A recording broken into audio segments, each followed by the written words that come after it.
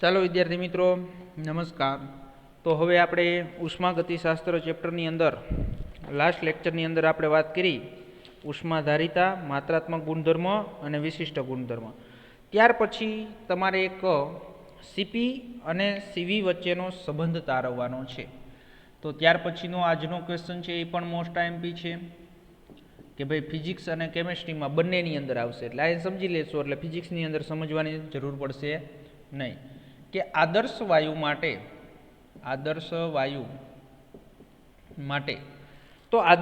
માટે સીપી અને સીવી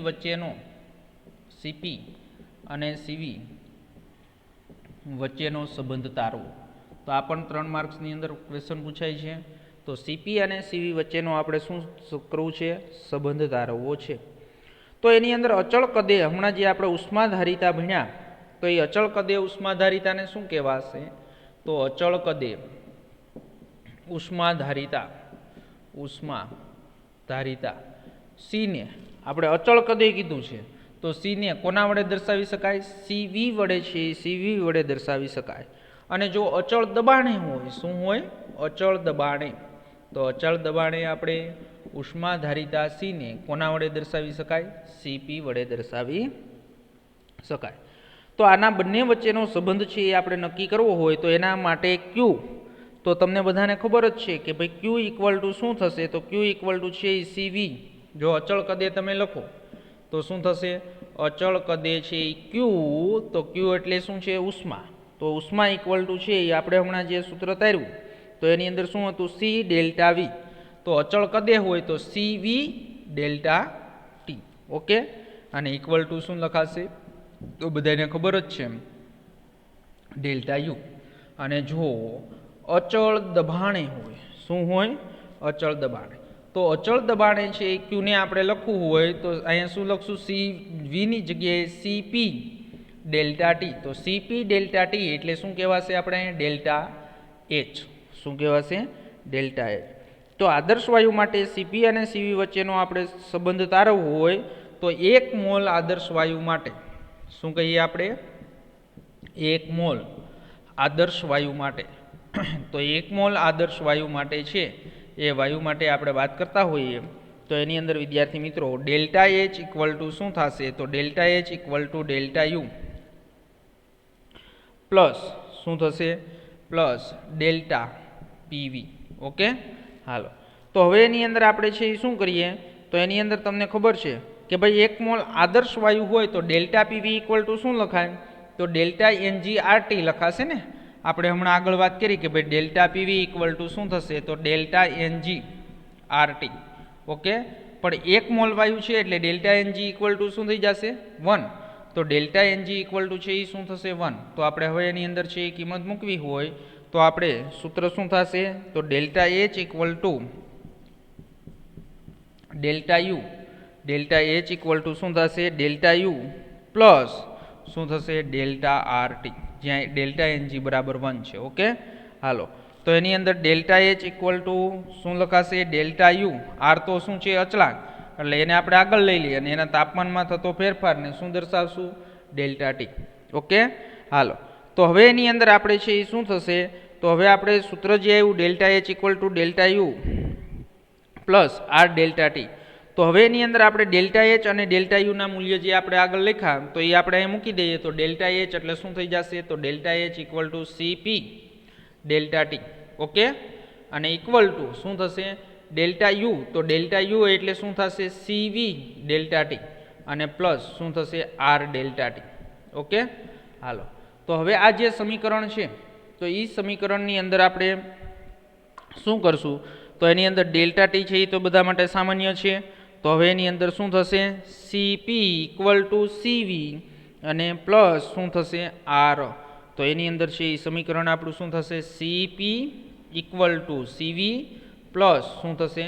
આર। તો હવે આપણે એને છે એ શું કરીએ? સીવીને આ બાજુ લઈ લઈએ એટલે શું થઈ જશે? તો સીપી માઇનસ સીવી, શું થઈ જશે? CP minus CV equal to શું થશે? આર। તો આ કોના વચ્ચેનો સંબંધ તાર્યો આપણે? સીપી અને સીવી વચ્ચેનો સંબંધ તાર્યો। તો વિદ્યાર્થી મિત્રો આ જ સંબંધ છે એ કોની અંદર આવશે? તો આ જ સંબંધ છે એ આપણે ફિઝિક્સની અંદર પણ આવશે, ઓકે। તો આ પણ 3 માર્ક્સની અંદર ક્વેશ્ચન પૂછાઈ શકે, તો આ પણ તૈયાર કરી નાખજો. હવે આગળ આપણે વાત કરશું ડેલ્ટા યુ અને ડેલ્ટા એચનું માપન. તો એની અંદર વિદ્યાર્થી મિત્રો ડેલ્ટા યુ એટલે આંતરિક ઉર્જામાં થતો ફેરફાર અને ડેલ્ટા એચ એટલે શું થશે તો એન્થાલ્પીમાં થતો ફેરફાર. તો ડેલ્ટા યુ અને ડેલ્ટા એચનું માપન કેલોરીમીટરની મદદથી કરવામાં આવશે. ઓકે, કોની મદદથી? કેલોરીમીટર. હવે જો વિદ્યાર્થી મિત્રો આની અંદર ખાલી આકૃતિ સમજવાની છે, આ પ્રશ્ન ક્યાંય પૂછાશે નહીં. આ તો અહીંયા આપણે આપેલું છે એટલે આપણે સમજી લઈએ. તો એની અંદર આપણે રાસાયણિક કે ભૌતિક પ્રક્રમ સાથે સંકળાયેલા ઉર્જાનો ફેરફાર છે તે પ્રાયોગિક ટેકનિકથી માપી શકીએ છીએ અને જેને છે એ શું કહેવાય? કેલોરીમિતિ કહે છે. અને કેલેરીમિતિમાં પ્રક્રમને છે એ કેલરી મીટર તરીકે પણ ઓળખવામાં આવે છે. તો એ ઓળખાતા પાત્રમાં કરવામાં આવે છે અને તેને જાણીતા કદના છે એ પ્રવાહીમાં રાખવામાં આવે છે. અને જે પ્રવાહીમાં કેલરીમીટર ડુબાડવામાં આવેલ છે તેની ઉષ્માધારિતા અને કેલરીમીટરની ઉષ્માધારિતા જાણતા હોઈએ તો તાપમાનમાં ફેરફાર છે એ માપી શકાય અને આ પરથી ઉદ્ભવેલ છે એ ઉષ્મા નક્કી કરી શકાય છે. અને માપન છે એ નીચેની બે પરિસ્થિતિઓ આપને જે આપેલી છે તો એ બે પરિસ્થિતિઓ છે એના આધારે છે એ આપણે શું કરી શકાશે? માપી શકાશે. ઓકે, હાલો. તો એની અંદર તમને જે કેલોરીમીટર આપેલું છે તો એ કેલોરીમીટરની તમને આકૃતિ સમજાવી દઉં. તો એની અંદર બે રીતે માપી શકાશે. કેવી રીતે બે રીતે? તો એક તો અચળ કદે. જો અચળ કદે માપો એટલે હમણાં જ આપણે સૂત્રની અંદર જોયું QV છે એ અચળ કદે માપશો એટલે શું મળશે તમને? Delta you. અને અચળ દબાણે માપશો તો તમને શું મળશે? QP. ઓકે, સમજણ પડી ગઈ? હાલો, તો એની અંદર પહેલું જોઈએ ડેલ્ટા યુનું માપન કેવી રીતે થશે. તો ડેલ્ટા યુનું માપન છે તો રાસાયણિક પ્રક્રિયા માટે અચળ કદે, કદ કેવું છે? અચળ. તો અચળ કદે શોષાયેલી ઉષ્માને બોમ્બ કેલોરીમીટરમાં નક્કી કરવામાં આવે છે. અને અહીંયા એક સ્ટીલનું પાત્રને જળ ઉષ્મ શોષકમાં છે એવી રીતે મૂકવામાં આવે છે કે પર્યાવરણમાં કોઈ ઉષ્માનો વ્યય થતો નથી અને દહનશીલ પદાર્થનું છે એ શુદ્ધ ડાયઓક્સિજન પૂરો પાડીને સ્ટીલ બોમ્બમાં છે એ દહન કરવામાં આવે છે. અને પ્રક્રિયા દરમિયાન ઉદ્ભવેલી ઉષ્મા છે એ બોમ્બની આજુબાજુના પાણીમાં છે એ હેરફેર પામે છે અને તેનું તાપમાન છે એ શું કરવામાં આવશે? તો તેનું તાપમાન છે એ નિયંત્રિત કરવામાં આવશે. હવે જો આ જે આખી આકૃતિ છે એ આખી આકૃતિ છે એ શેની છે? તો આખી આકૃતિ છે એ કેલોરીમીટરની છે. હવે એની અંદર શું થશે? કેલોરીમીટરની અંદર તો કેલોરીમીટર છે એ આખું છે એ શું છે? તો આખું છે એ ઉષ્માનું વહન કરી શકતું નથી. હો ભાઈ, આ જે આખી દિવાલ હોય ને આ કેલોરીમીટરની, તો આ કેલોરીમીટરની જે દિવાલ છે તો એ દિવાલ છે એ ઉષ્માનું છે એ વહન કરી શકતું નથી. તો હવે એની અંદર આપણે શું કીધું કે ભાઈ અહીંયા છે એ કોઈ પણ પદાર્થ હોય, આ જે વચ્ચેનો ભાગ છે આની ફરતી બાજુ છે એ શું ભરેલું છે? તો ફરતી બાજુ પાણી ભરેલું છે. અને અહીંયા ઊંચા દબાણે હેઠળ છે એ અહીંયા શું કરવામાં આવે છે? એ પદાર્થને છે એ ઓક્સિજનની હાજરીમાં એને સળગાવવામાં આવશે. તો શરૂઆતની અંદર તમે શું માપી લ્યો? તો આ થર્મોમીટરની મદદથી છે એ તમે પાણી છે એ પાણીનું તાપમાન તમે માપી લ્યો. શું માપી લ્યો? પાણીનું તાપમાન. પછી પ્રક્રિયા કરો તમે. શું કરો? પ્રક્રિયા. તો આ સ્ટરર છે, સ્ટરર એટલે કે પાણી ફેર્યા કરે એના માટેનું છે. તો એની અંદર અહીંયા છે એ ઓક્સિજનનો શું છે? પ્રવેશ દ્વાર છે. એટલે અહીંયાથી ઓક્સિજન છે એ ઓક્સિજન આપવામાં આવે છે અને દબાણ હેઠળ છે અહીંયા ઓક્સિજન હોય એને સળગાવવામાં આવે છે. હવે તમને બધાને ખબર છે કે અહીંયા રહેલો જે પદાર્થ હોય એને ઓક્સિજનની હાજરીમાં સળગાવવામાં આવશે તો શું થશે? તો તે સળગશે. સળગશે એટલે અહીંયા ઉષ્મા ઉત્પન્ન થશે. તો તે ઉષ્મા છે એ કોને આપી દેશે? તો ઉષ્મા છે એ પાણીને આપી દેશે. અને આખું પાત્ર એવું છે કે જે ઉષ્માનું છે એ ઉષ્માનું વહન થતું નથી. આ 12મા ધોરણની અંદર તમે છે એ આવશો ત્યારે આ પ્રયોગશાળાની અંદર પ્રયોગ પણ કરવાનો આવશે. શું આવશે? 12મા ધોરણની અંદર. તો એની અંદર છે એ શું થશે? તો એ પ્રક્રિયા થઈ અને જે ઉષ્મા છૂટી પડી તો એ ઉષ્મા છે એ પાણીને આપી દેશે. એટલે પાણી અને આ પાત્ર વચ્ચે છે એ શું થશે? તો આ સ્ટીલનું પાત્ર હોય. શેનું પાત્ર હોય? સ્ટીલનું. એટલે છે એ ઉષ્માનું છે એ શું કરી શકે? તો ઉષ્માનું છે એ વહન કરી શકે. એટલે ઉષ્માની હેરફેર છે એ કોના વચ્ચે થશે? તો પાણી વચ્ચે થશે. તો એની અંદર જે ઉષ્માની હેરફેર થાય છે તો હવે ત્યાર પછી પ્રક્રિયા થયા પછી તમે જો આની અંદર છે એ શું તમે માપી લ્યો? તો કે ભાઈ તાપમાન છે એ પાણીનું તાપમાન માપી લ્યો એટલે તમને ખબર પડી જાય કે ભાઈ તાપમાનમાં શું થયો, જે ફેરફાર છે એ તમને મળી જશે. તો બોમ્બ કેલોરીમીટર છે એક સીલ કરેલું હોવાથી તેનું કદ છે એ શું છે, બદલાતું નથી. તેથી ઉષ્માનો ફેરફાર છે એ અચળ કદે સંકળાયેલો ફેરફાર જ હોય છે અને આ પરિસ્થિતિમાં કાર્ય થતું નથી, કારણ કે પ્રક્રિયા બોમ્બ કેલોરીમીટરમાં અચળ કદે કરવામાં આવેલ છે અને આપણે આગળ ભણી ગયા છીએ. અને વાયુમય પ્રક્રિયાઓ માટે કોઈ પણ કાર્ય થતું નથી, કારણ કે ડેલ્ટા વી ઇક્વલ ટુ શું થઈ જાય, 0. તો પ્રક્રિયા પૂર્ણ થયા બાદ કેલોરીમીટરના તાપમાનના ફેરફારનો અવલોકનને શું કહેવાશે, QVના મૂલ્યમાં છે એ કેલોરીમીટરની છે એ શું કહેવાય, ઉષ્માધારિતાના મૂલ્યનો ઉપયોગ કરી અને સમીકરણ જે આપણે આગળ ભણી ગયા એના વડે છે એ શું કરી શકાય, તો એના વડે છે એ આપણે માપી શકાય. ઓકે, સમજાઈ ગઈ વિદ્યાર્થી મિત્રો આકૃતિ? ખબર પડી ગઈ? તો આ છે એની શું છે, તો ડેલ્ટા યુનું માપન. તો એવી જ રીતે છે એ શું કરવામાં આવે છે, તો અચળ છે એ શું રાખો તમે, દબાણ. તો અચળ દબાણે હમણાં સીપી અને સીવી વચ્ચેનો સંબંધ તાર્યો, એની અંદર તમને કીધું કે ભાઈ જો અચળ દબાણે પ્રક્રિયા થતી હોય તો શું માપી શકાશે, તો કે ભાઈ ડેલ્ટા એચનું માપન થશે. તો એની અંદર અચળ દબાણે ઉષ્માના ફેરફારના માપન સામાન્ય રીતે વાતાવરણ દબાણે જ કરવામાં આવે છે. તો આકૃતિમાં દર્શાવ્યા પ્રમાણેનું કેલોરીમીટરની મદદથી કરી શકાશે. તો આપણે જાણીએ છીએ કે ડેલ્ટા એચ ઇક્વલ ટુ શું થાય, QP એટલે અચળ દબાણ. અને તેટલા માટે અચળ દબાણે શોષાયેલી અથવા ઉષ્મા ઉદ્ભવેલી ઉષ્મા છે એ કોના જેટલી હોય, QPને પ્રક્રિયાની ઉષ્મા અથવા પ્રક્રિયાની શું કહેવાય, તો અથવા પ્રક્રિયાની છે એ એન્થાલ્પી કહે છે. તો ઉષ્માક્ષેપક પ્રક્રિયામાં ઉષ્મા ઉદ્ભવે છે અને પ્રણાલી ઉષ્મા શું કરશે, ગુમાવશે અને પર્યાવરણને આપશે. એટલે આથી QPનું મૂલ્ય છે એ ઋણ થશે. અને જો ડેલ્ટા RH પણ છે એ ઋણ થશે. તે જ પ્રમાણે આપણે આગળ કીધું છે તમને કે ઉષ્મા શોષક પ્રક્રિયા માટે શોષાયેલી ઉષ્મા છે, તો QPનું મૂલ્ય ધન થશે અને તેથી ડેલ્ટા RHનું મૂલ્ય પણ શું થશે, ધન થશે. તો એ આગળ મેં તમને સમજાવી દીધું હતું કે ભાઈ નીટની અંદર છે એ ડેલ્ટા એચનું મૂલ્ય ક્યારે ઋણ હોય અને ડેલ્ટા એચનું મૂલ્ય ક્યારે ધન હોય, એ ખાસ ખબર હોવી જોઈએ. તો અમુક જે નીટની અંદર MCQ પૂછાશે તો એની અંદર તમને એન્થાલ્પીમાં થતો ફેરફાર આપેલો હશે. તો એન્થાલ્પીમાં આપેલો જે ફેરફાર હોય એના ઉપરથી તમારે શું નક્કી કરવાનું છે, તો એના ઉપરથી તમારે ઉષ્મા શોષક પ્રક્રિયા છે કે ઉષ્મા ક્ષેપક પ્રક્રિયા છે એ નક્કી કરવાનું છે. તો એની અંદર પણ આપને કેલોરીમીટર આપ્યું છે, પણ એ કેલોરીમીટર શું છે, અચળ દબાણ. તો જો અહીંયા છે એ શું છે, આ જે છે એ પ્રક્રિયા મિશ્રણ છે, એટલે પ્રક્રિયા ન્યા થાય છે. ઓકે, પછી આ એની અંદર છે એ પોલિસ્ટાયરીનનો છે એ ફોર્મ કરેલો કલ્પ છે અને એની અંદર એક છે છિદ્ર પાડી અને એની અંદર એક શું મૂકેલું છે, થર્મોમીટર મૂકેલું છે. તો એની અંદર છે એ શું થશે, અચળ દબાણે પ્રક્રિયા થશે. અને અચળ દબાણ કેટલું લેવામાં આવશે, તો અચળ દબાણ છે એ વાતાવરણ દબાણ જેટલું છે એ લેવામાં આવશે. ઓકે, અને અચળ દબાણે છે એ વાતાવરણ દબાણ જેટલો જ ઉષ્માનો છે એ ફેરફાર માપન કરવાનું શું છે, તો એ ફેરફાર માપન કરવાનું છે એ કેલોરીમીટર છે. ઓકે, સમજણ પડી? હાલો, તો એની અંદર આપણે હવે શું આપ્યા છે, કોયડાઓ આપ્યા છે. તો એ કોયડાઓની વાત કરી દઈએ. તો કોયડાઓની અંદર આપણે સમજીએ તો એની અંદર આપ્યું છે કે 6.6.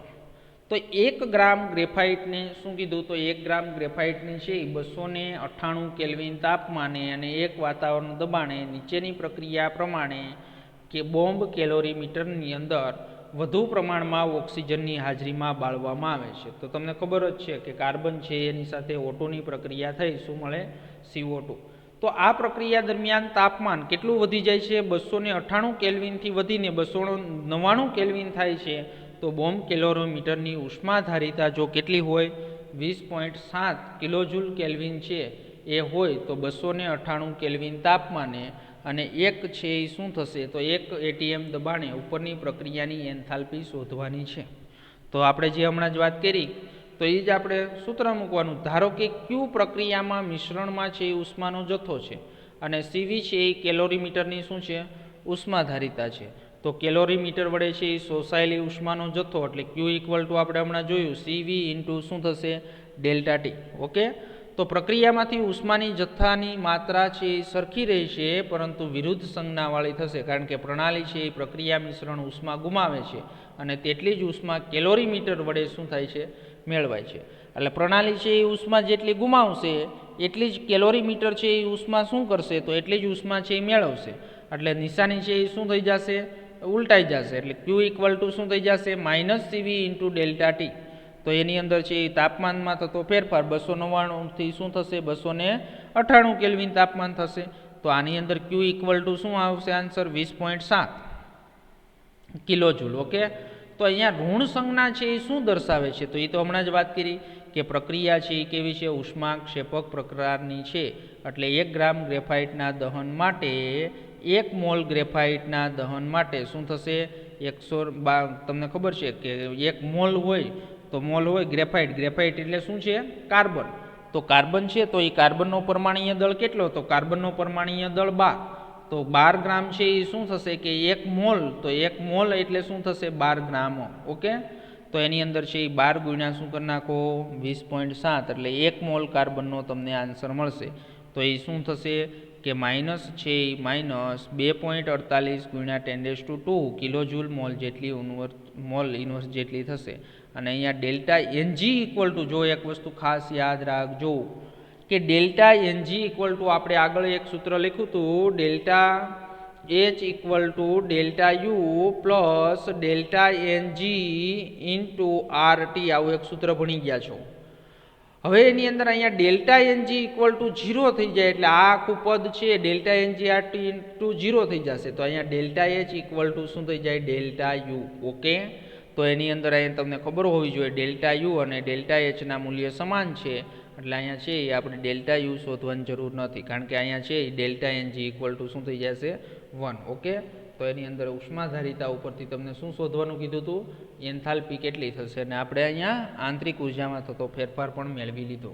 તો વિદ્યાર્થી મિત્રો આ આપણે વાત કરી ડેલ્ટા એચ અને ડેલ્ટા યુનું માપન. ઓકે, હાલ હવે એની અંદર એન્થાલ્પીમાં જે ફેરફારની પ્રક્રિયાઓ છે તો એ એન્થાલ્પીના ફેરફારની પ્રક્રિયાઓની આપણે વાત કરી દઈએ. તો એન્થાલ્પીના છે એ ફેરફારની પ્રક્રિયા તો એ તો બધાને ખબર જ છે કે ભાઈ એન્થાલ્પીમાં થતી જે ફેરફારની પ્રક્રિયા છે તો એને શું કહેવાય?